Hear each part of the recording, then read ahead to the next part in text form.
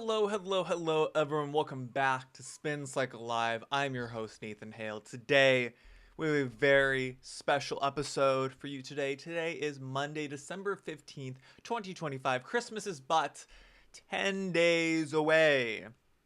And today is the conclusion of Spin Cycle Live for 2025. Season 3 is over, folks. This is our conclusive episode before 2026, the last time you're going to see me on this show this year. And I felt that instead of covering, the whatever major stories happened today in news and just doing a normal episode, I felt, hey, let's do a nice little year in review of what we talked about on this show in 2025.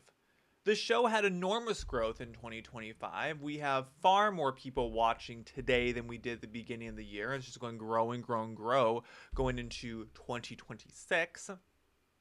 So I figured, hey, let's talk about how we got here and what happened in this crazy year that is 2025. So before we get into that, though, as I always say, make sure you're following on all of our platforms. This show goes out on X, Rumble, and YouTube. You can follow us across those platforms there. Make sure you're following right now because the show is going to get a new look in 2026. We're rebranding this show. It's going to have a fresh coat of paint on it. We're going to have a slightly different format for Season 4. So make sure you're following us on all those platforms. They're all linked in the description down below. Find us at Nate Spin Cycle Live. I'm at Homo Natia and all the social media platforms. And a quick shout out to all of the people who I know who are heading down to AmFest this year in Arizona. I'm sure it can't be easy. I'm interested to see what sort of craziness will come about. There's always seems to be some sort of craziness that comes from the Groyfers at AmFest. There certainly was last year. But I will be watching from afar. I'll be watching from the comfort of my home on my couch in my pajamas. And I will still be tweeting. So make sure to follow me on Twitter because I'm going to be tweeting it up as I'm watching these speeches. I'm hoping to see some good stuff. I'm excited to hear from Tulsi Gabbard. You guys know Tulsi is my favorite. She's my favorite person. I love Tulsi to pieces. I've loved her since she was a Democrat. I know, crazy for me to say. I've loved Tulsi since she was a Democrat. I always knew that she was a good person. I always knew that there was something inside of her. She wasn't a Democrat. She truly wasn't a Democrat. I knew it. I always knew. And now that she's on our side, I love it. So I'm excited to see Tulsi. But let me stop rambling. We're already 3 minutes in this show. Let's start talking about what we covered this year. So this year has been absolutely insane for news stories, for content. I mean, obviously we ended 2024 with the historic re-election of Donald Trump, the second president in U.S. history to serve 2 non-consecutive terms. We began this year really by diving into what his agenda was going to be. We covered his inauguration, we watched it live on this show. We talked about, who his cabinet was going to be. That was still kind of up in the air, who was going to be confirmed for cabinet positions. So the president had his full cabinet going in. We had historic picks like RFK Jr., obviously Tulsi Gabbard, Pete Hegseth, Marco Rubio. J.D. Vance was our great vice president.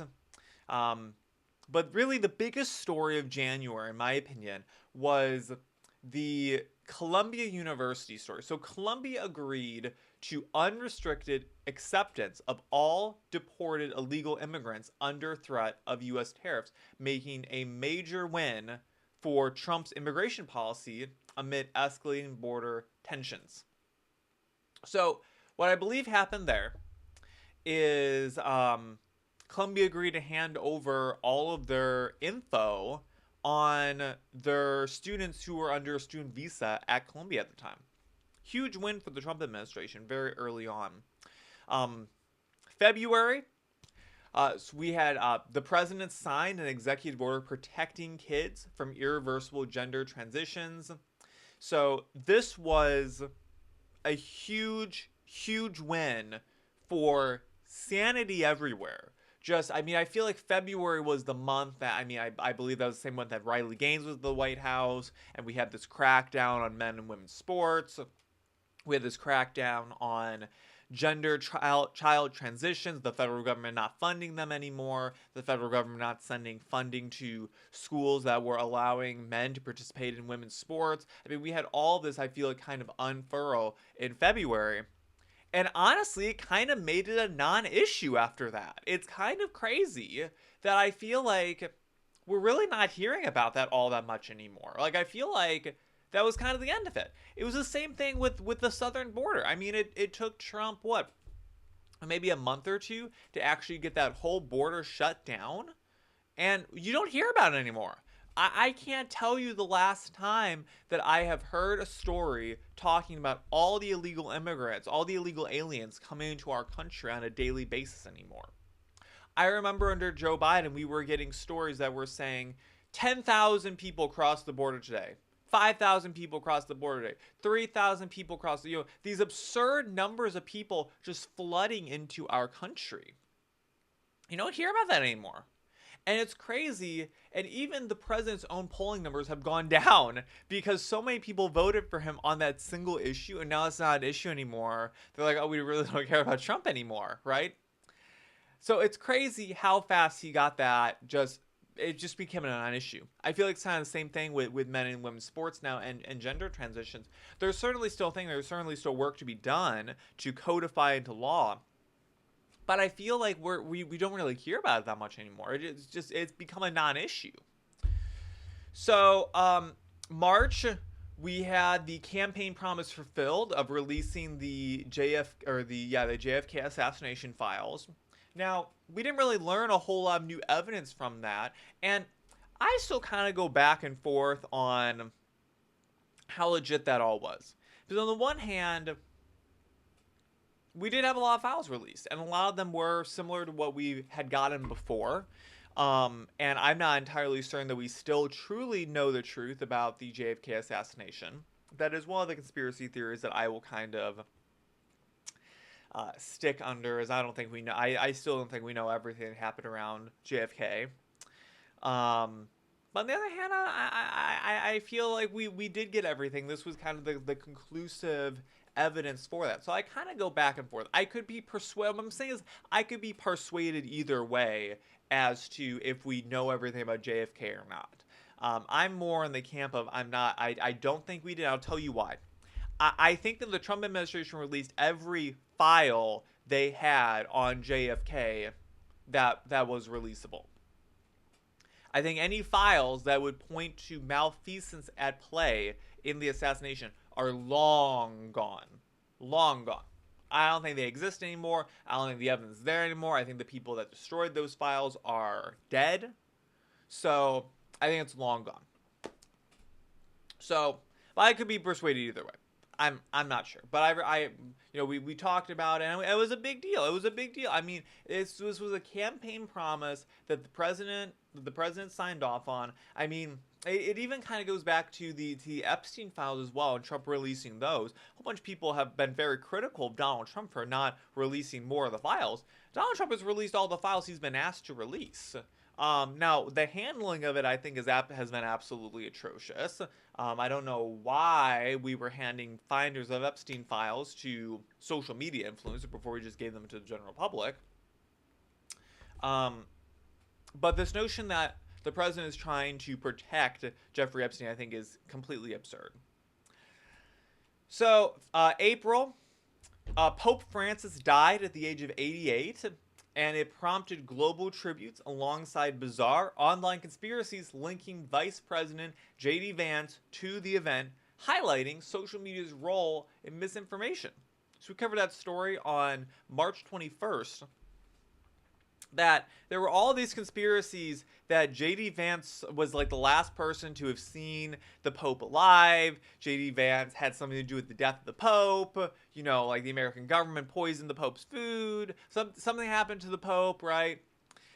Completely absurd stories, but these were being covered by major news sources, which was the craziest thing. People were talking about this on the internet all over the place, and to think that the vice president had anything to do with the death of the Pope, he's a Catholic, guys. He's a Catholic. Why would he want the death of the Pope? He's a Catholic. It's just funny. It's just laughable. In May, we saw Trump cuts funding to Harvard over anti-Semitism concerns.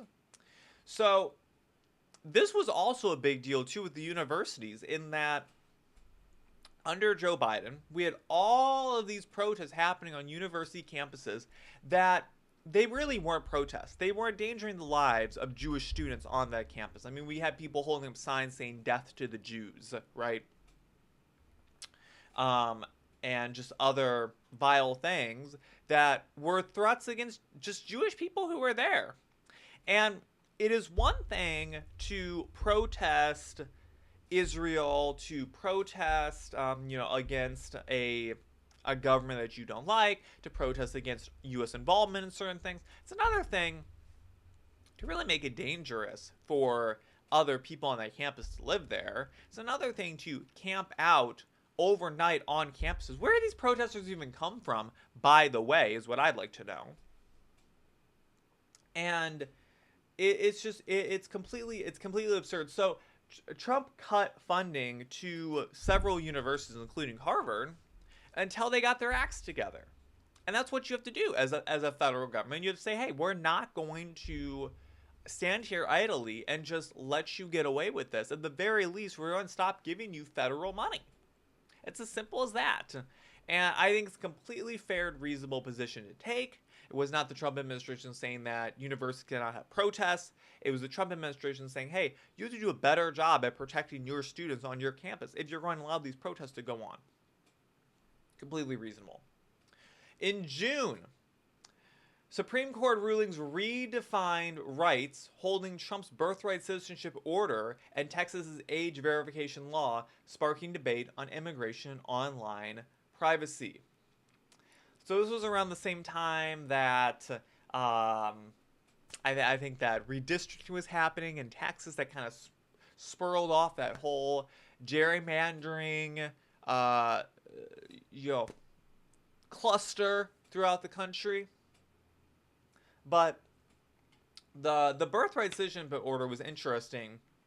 I don't totally remember off the top of my head. I should have written a little bit more about what exactly happened with that. But if I'm recalling correctly, the birthright citizenship order was not what we thought it was going to be.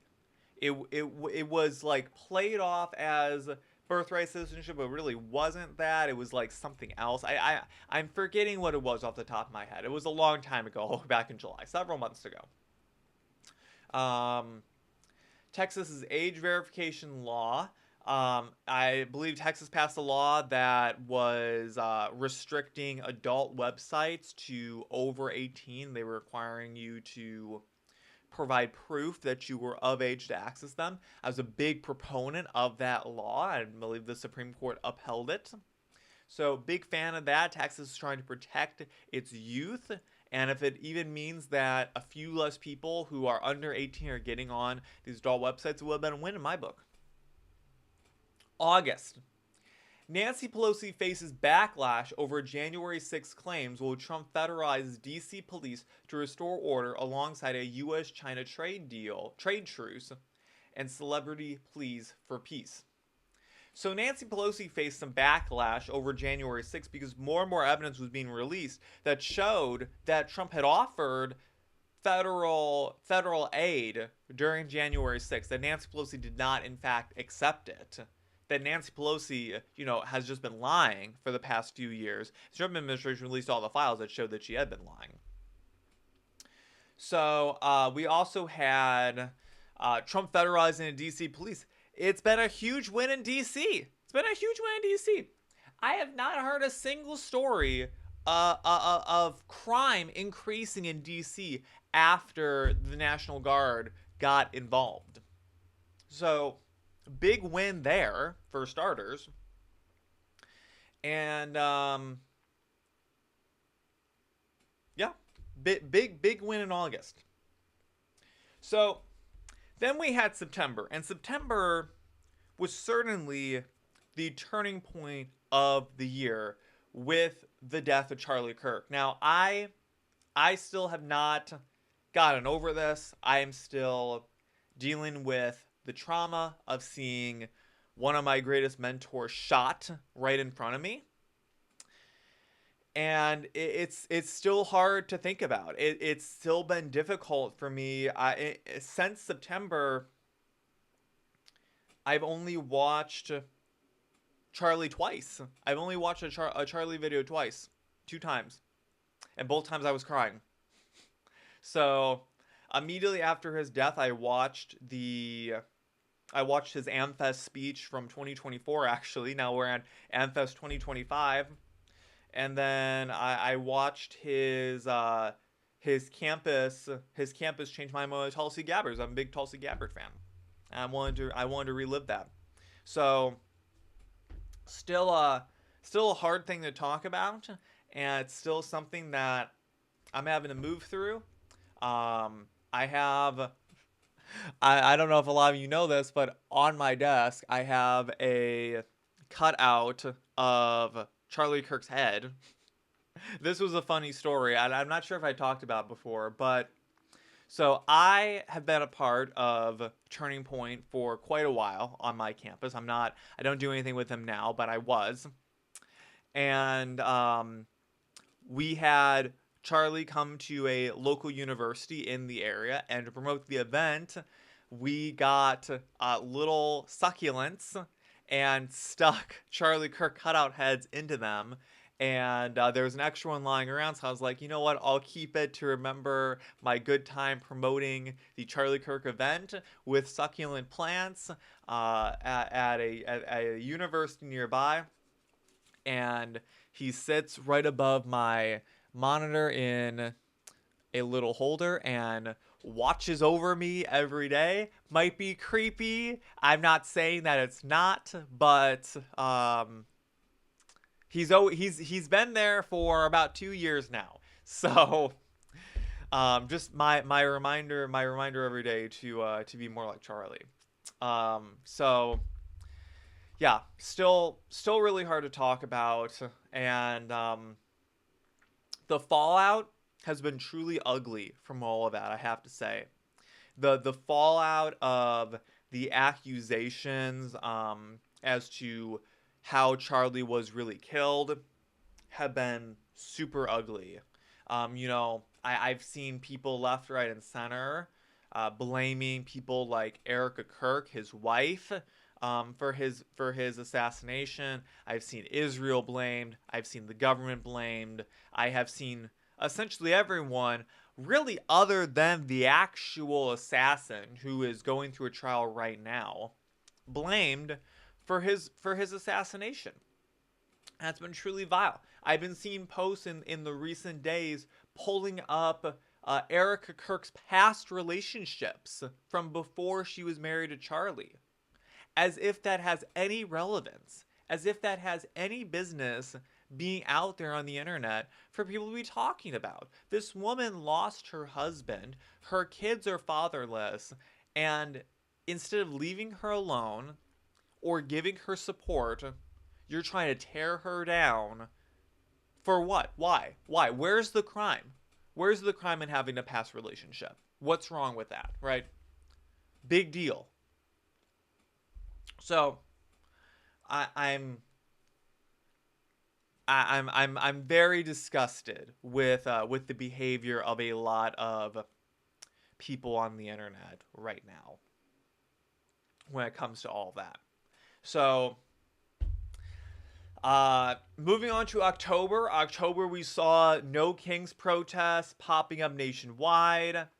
Um, we had teachers fired for mocking Charlie Kirk's assassination, alongside wins in Japan. So we saw these No Kings protests show up across the country, which is ironic, considering that, or actually saw them pop up around the world, which is ironic considering that a lot of them popped up in actual countries that have kings in them, such as the UK, such as Canada, such as Australia, such as lots of countries around the world that actually do have kings. They actually all those I listed have the same king. So, but yet they're protesting Donald Trump, our duly elected president. And look, I'm not going to sit here and say that Donald Trump doesn't deserve to be protested. I'm not going to sit here and say that Donald Trump is the best president ever. I'm a big fan of Donald Trump. But the notion that Donald Trump is at all a king or a dictator or a fascist is completely absurd. It's completely ridiculous. It's just those things. There's nothing that Donald Trump has done to indicate to me that he is at all a fascist or a dictator or anything other than our president. He will be for the next 3 years. God willing, we have another conservative who's elected in 2028. So the No Kings protests were just ridiculous. People showing him in masks. It's just absurd, right? It's just absurd. And then we had a Japanese prime minister win in Japan. It was a big win for Japan. Friend of Trump. We were getting a lot of deals coming into the United States economy from Japan now. Great news for us. November, just last month, November 18th, we covered Marjorie Taylor Greene clashing with Trump over MAGA loyalty. And we had polls that were showing blaming rhetoric for Charlie Kirk's assassination. So Marjorie Taylor Greene, who was a big supporter of the president for quite a few years, look, I've always thought she was nuts. I've never been a fan of Marjorie Taylor Greene. I've always thought she was a little cuckoo. Like she does some weird workouts. I think she was involved in all the QAnon stuff, right? Like, I don't know. I was never a fan of Marjorie Taylor Greene. That being said, her attacks on the president have just been like, I'm just watching the greatest drama of all time unfold in front of me. I'm like, where's my popcorn at? Trump pulled his endorsement of Marjorie Taylor Greene because Marjorie Taylor Greene was alleging, right-wing AOC as I call her, she was alleging that Trump was trying to cover up for Epstein in some way, which is absolutely false. The president has agreed to release any files that Congress asks for, and he has been doing that. So what really happened was Marjorie Taylor Greene wanted to run for the Senate in Georgia. She was going to lose by 20 points if she ran. No doubt about it. She's not that popular. Trump told her the truth and was like, no, you cannot run for Senate in Georgia. I won't allow it. I won't allow it. You're going to lose by 20 points. And so she got pissed off about this and just basically went scorched earth on the president. Lastly, we have Federal Reserve faces rate cuts and inflation and amid inflation and jobs data, while Australia bans social media for under 16s. Now, I think that Australia's story is actually a bigger story here than the Fed rate cuts. Australia banning social media for under 16-year-olds is a huge win for protecting children everywhere. This is a big deal. I'm a big fan of this. I'd like to see this happen in the United States. We've had murmurs of it happening, and I encourage any of you. I've had my mind totally changed about all this. This is a policy that if I was 15 or 16 or if I was under 16, I would have hated it. I would have despised it. I would have said it's a violation of my rights, blah, blah, blah, blah. Now, as a 22-year-old, as an adult, I'm totally on board with these policies. I'm totally here for it because of what the implications will be into the future. And for any of you, if you disagree with me, I highly, highly encourage you to go read Jonathan Haidt's book, The Coddling of the American Mind. I believe that's what it's called. or at the very least, go and watch his interview on the Jordan Peterson podcast. Dr. Jordan Peterson and Dr. Jonathan Haidt, they talked for about an hour and a half. They talked about specifically the Australia social media ban. That was earlier this year.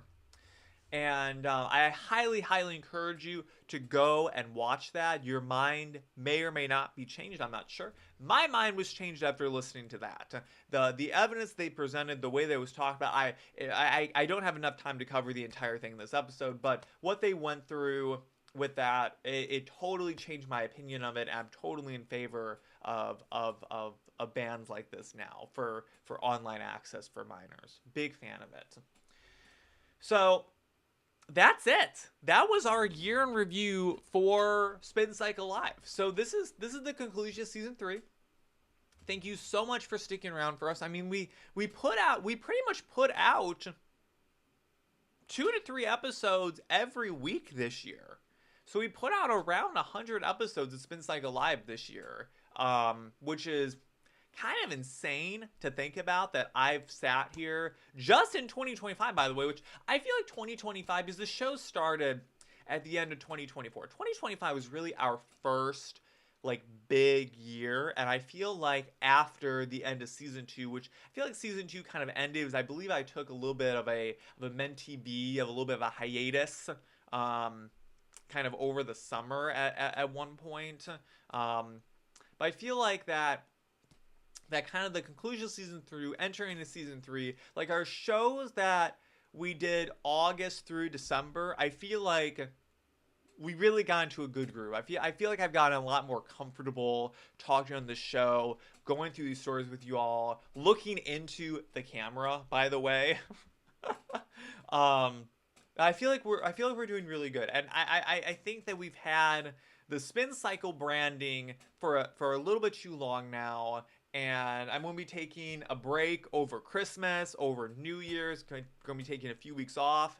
And we're going to be coming back with the same show that you love, slightly different style, slightly different looks. We're not going to be calling it Spin Cycle Live anymore. As good as that name is, by the way, it is a good name for a show. However, I feel like we've grown this show into something different, something new, something that warrants a rebrand, something that's a little bit more me. This show started with a good friend of mine, Robert Herr. He started the show off doing daily news, and I kind of took the reins over from him because he had too much on his plate. Totally understandable. He runs a small business himself. He's got a lot going on in his life. I'm disappointed though to see that he's not really doing his podcast anymore. It was sad. I really liked watching it. So I'll have to Robert, if you're watching this, start doing the podcast in. Really enjoyed it. Even if you just do an episode like once or twice a month, you should get back into doing it. I enjoyed the show a lot. But I kind of took it over from him, and we rebranded it with my name on it. And now I think it's prime to do something a little bit different with it, to really grow it into mine. So, you know, I'd like to do something a little bit different with it. Stay tuned for that. You're gonna be seeing updates coming, and we'll have a nice new feel for the show for you all when we come back from my little winter hiatus, when we go into season 4 of this show. But kind of going back to what I was saying, 2025, first real year for the show. 2024, I feel like we were kind of throwing in things. I think we started the show in October. That was season 1. We covered the remainder of the 2024 election. We covered the election night. We covered the inauguration. We covered a lot in 2024. In 2025, we dove right into things and really got into it. So I've enjoyed doing this show so much with you all. I hope you have enjoyed it as well. I want you all to have a great, safe, happy, healthy Christmas. Go and enjoy some time off. Please, please, please stay away from the internet for a little while. There's no reason to be. There's not an election coming up. We're chilling out this year. And enjoy some time with your friends and family and just away from the news cycle and the media. Give yourself a little bit of a break so that you can unwind a little bit and you're not seeing the craziness. Watch some of Amfest. It's starting next week. Or actually, it's starting this week. Starting the end of this week, Amfest is going on. Highly encourage you. Tulsi Gabbard will be there. JD Vance will be there. James O'Keefe will be there. Ben Shapiro will be there. All people I will be watching their speeches. I'm excited to see them. And with that, I've been Nathan Hale. This has been the last episode of 2025 for Spin Cycle Live, and I will see you in 2026. Peace out.